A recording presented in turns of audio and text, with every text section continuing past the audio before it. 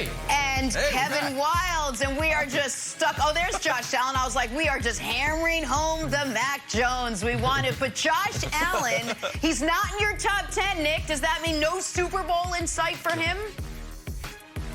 Oh, well, it's going to be hard to win the Super Bowl when you can't win the AFC because you can't beat Patrick Mahomes. But I'm happy for him. Rich man, $250 million. Don't know if it's going to work out for the team, but good for him. It's good for him. Well, let's see what all that money could buy. Speaking of quarterbacks, can we talk about Lamar Jackson? Just 2 years removed from his MVP season, and just 1 year.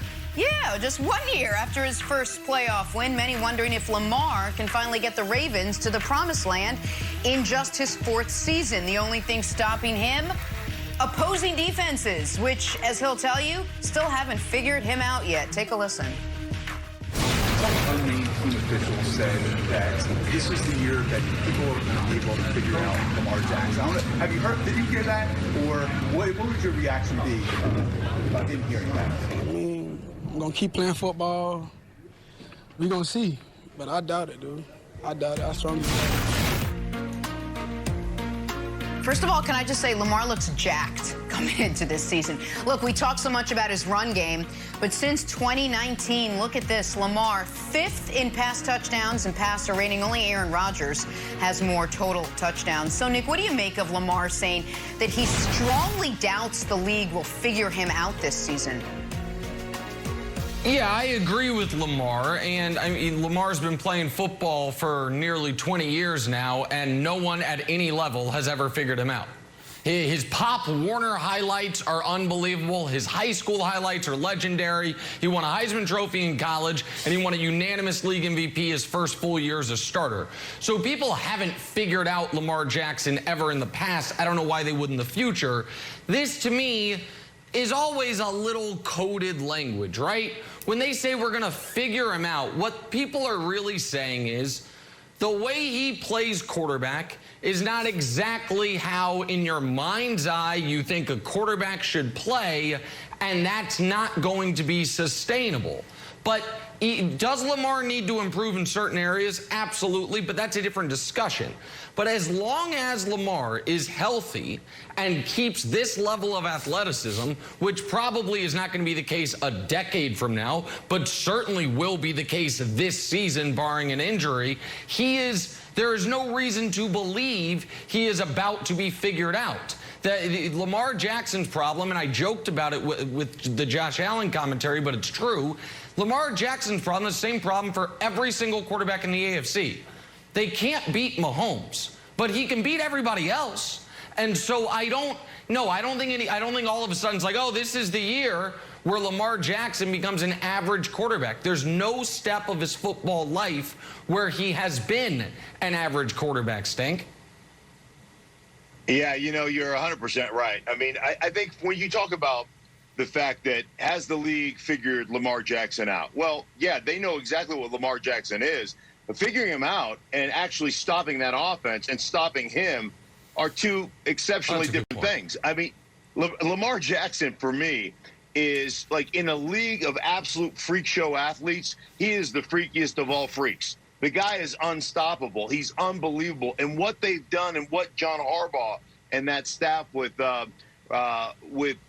know, the offense and the defense, they've created this unbelievably complimentary football team, and they have done such a good job of setting him up and playing to his strengths. And because of the way they run the ball, because of the number counts that they get, they're always in an advantage number count wise, and because of that, they're constantly doing, when they throw the ball, they're getting in one-on-one coverage situations for Lamar, and he is throwing the ball exceptionally well in those situations. So, like, that's not going to stop. That's not going to change because of his gift as an athlete and the way they have set up that offense.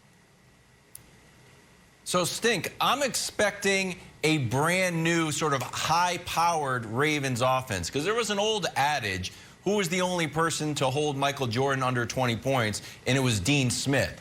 So I think the only person that can really stop Lamar Jackson is the Ravens' offensive minds who are calling the plays. When we look at percentage of running plays, the Ravens have been #1 and #2 over the last 2 years. #3 were the Patriots. We didn't throw the ball at all last year. So what did the Patriots go and do after not throwing the ball? Went and reloaded the entire offense. And that's what I expect the Ravens sort of have cued us into. They went and got Rashad Bateman, who's going to be a monster. He's hurt right now, but he was a monster in Minnesota. And I expect Marquise Brown, who's also a #1 pick, to finally get some more targets. The guy had only 100 targets last year. It's around 40th in the league. So when you have your #1 guy getting the 40th most targets in the league, it makes me think, we have another lever we can pull. Why don't we throw the ball more? So, Mark, the question for you is this.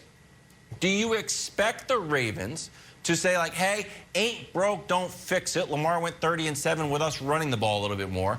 Or do you think they're going to just air it out, since we had last year be sort of a historical offensive throwing the ball year, that the Ravens start to follow a trend and stop zigging so much?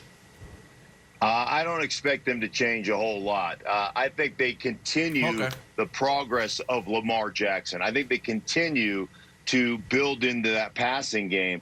But let's make no mistake about it. What they do offensively, the complementary football that they play, is how they win football games. And that's not going to change. You're not all of a sudden going to become, hey, let's air this thing out and ruin that formula. Because, frankly, the reason Lamar or one of the main reasons that Lamar is so good in the passing game is because he constantly gets one-on-one matchups. You're basically, based on the way you run the football, based upon the way that you orchestrate your offense and you run your play action, defenses are forced to give you one look. So you're playing an 8-man front. You're playing a lot of man coverage because they're trying to stop and get extra defenders against the run. When the Ravens struggle is when they fall behind and they get out of that formula, because now all of a sudden teams can play them differently and say, hey, we're going to play soft coverage and we're going to make Lamar throw layered throws, not just one-on-one matchups, but all of a sudden our underneath coverage is going to get some depth and you're going to have to throw it, over a linebacker, over the underneath coverage, in front of the safeties, in front of the corners, and those throws are not where he has excelled. And Correct. You see that come playoff times when they lose games. So, to me, the biggest thing is stick with the formula, because nobody can defend it right now because we win number counts. We get half a field, we get extra guys over there, and we're 6-on-4, we're 6-on-5, and Lamar is running the football. And I don't know why you would ever get away from that except for injury. And so far, he's been able to maintain a certain amount of health. And talking to John Harbaugh about Lamar, he's like, I was concerned at first, but the bottom line is he's got a great ability athletically to protect himself. And the bottom line is he takes about the same number of hits as a drop-back quarterback does during the course of a game because he is so elusive. So they're going to stick with it. I can't see them changing a whole lot. They want to progress and they want to grow their quarterback because everybody does. But the bottom line is they're going to continue to do what they do to win. And as far as health goes, Jenna's point at the very top, he's not a small guy.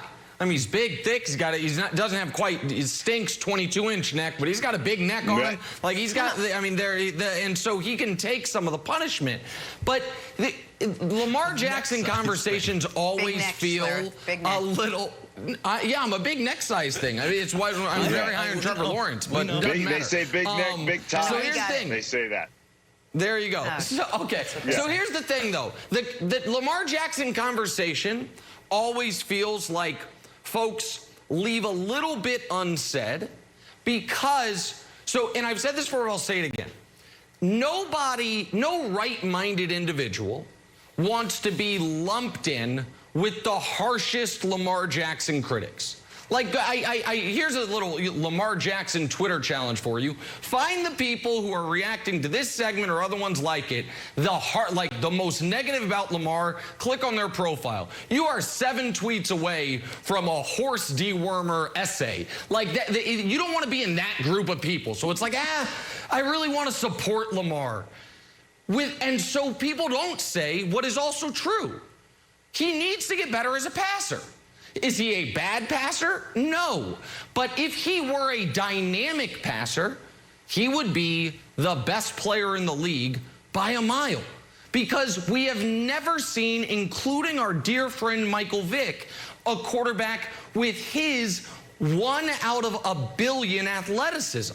And so why is he, somewhere between the 5th and the 7th best quarterback in football when he is the best athlete who's ever played the position? Because of his passing. Because he does struggle with some of the higher level throws. Now, our great statistician Dusty has showed me how he's gotten better year by year on throws to the sideline. I think the Ravens could do better by not having it be, hey, Willie Snead's your #1 option, and Hollywood Brown. And to Wild's point, they did that by adding Bateman. And so they are trying to work towards that. What I do wonder, because Stink, what you